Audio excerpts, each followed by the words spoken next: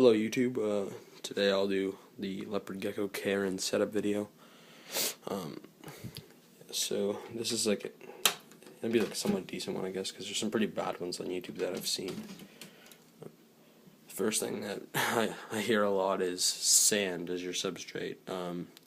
People say like, oh, if you have sand in your tank it's gonna kill your gecko. No, that doesn't happen. A lot of the reason why people don't like sand is because a lot of people have problems with the sand, like say their gecko gets impaction or something like that happens. It's usually because you're feeding worms or something like crickets or whatever without like a dish or something like that. And when your gecko eats the worms, he'll hit the sand. Sometimes when he misses and he eats the sand. So I guess if you're having problems with that, just get a bowl. Sand is a good substrate. It's really soft for your gecko. Plus, in Afghanistan, you're not seeing reptile carpet, like all those places where they come from, right? And over there. So, anyways, this isn't really a natural like where a leopard gecko like this one. It's not what it would look like really. I like rainforest kind of jungle like setups. I think they're pretty cool. So I guess we'll go ahead with the lighting. Heat pad. You need an underpad heater because they are nocturnal. Geckos they do like to dig a little bit. At least mine does. So you do want to have an underpad heater. This is moist head back there, so the underpad heater is right underneath that, so it keeps me warm at night when I turn that light off. Infrared bulbs are good. I've noticed with mine, the white bulbs, it irritates my gecko's eyes. Same with the albinos. A lot of albino geckos have problems with that, so you should get an infrared bulb if you have an albino gecko. They work really good too. They're not too bright at night. I mean, like I like my room dark, so the infrared bulb is pretty good. It's a 150 watt bulb. It's too big for the tank. I only have it on for a couple hours a day anyway. So I guess cage requirements. So you're gonna need a water bowl. I've got a water bowl back there. Food bowl. I mean, it's not necessary, but you can have one. I like to have one. Lighting. So you're gonna need heat bulbs. At least a 20 gallon. This is bigger than a 20 gallon.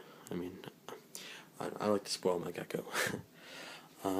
Yeah, so you're just gonna have like multiple hides and such. So you're gonna need like minimum 20 gallon tank. I can show you a 20 gallon tank if you want. So this is a 20 gallon tank. That's gonna be used for baby tagoo for a little bit or baby blue tongue skink. Not too sure what I'm getting yet.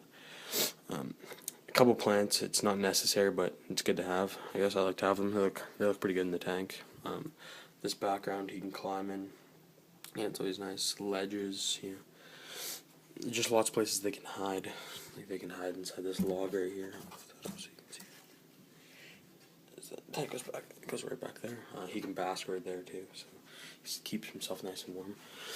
Humidity. I'm not 100% sure what the humidity level is. I'm not sure if it's too big of a deal, but for my gecko right now, his tank's 77 degrees and 36% humidity. But it's a lot more humid down in his box, and 77 is because I just sprayed the tank down. You can see everything's a bit wet, and then I just turned the light on. But so lighting, if you're gonna have like an 18-inch tall tank, it's probably about 75 or maybe 100 watt, maybe depending on how much stuff you have and all that kind of stuff like that. Food, crickets are good, but they don't have a lot of nutrition in them. So you're going to want to gut load all your stuff before you feed it. So pick up a dozen crickets or whatever from the pet store. You can always pick up some of this. These are Fluker's Orange Bites, I guess. I don't know. They have food, water, everything like that. You know, vitamins, all that stuff right there. And then I like to dust them with some calcium. So I guess Fluker's calcium with D3. I like to have both with D3 and without it, but I'm actually out of the other one right now. And conditioner for the water. Lots of places there, like in cities and such, your water is chlorinated, like really heavily chlorinated. So you can use cooler water, which I mean, it's not, you don't really need it. You can just pick up a bottle of this. It's about $4 or $5, and you put a couple of drops in this water bowl, and you should be good. But yeah, so leopard geckos are insectivores, so they're going to be eating like worms, crickets. Some people feed them pinky mice.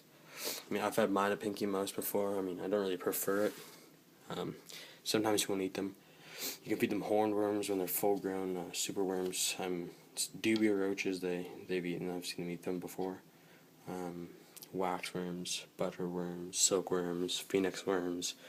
I don't know. Like there's lots of stuff they can eat. Just change it up every so often. Like you don't want to just feed him mealworms for his whole life. I like to give him a treat, which is usually butterworms or waxworms. Superworms are good too, but I mean they're big, so you don't want to feed them too many. So yeah, so there's the leopard gecko care and setup video.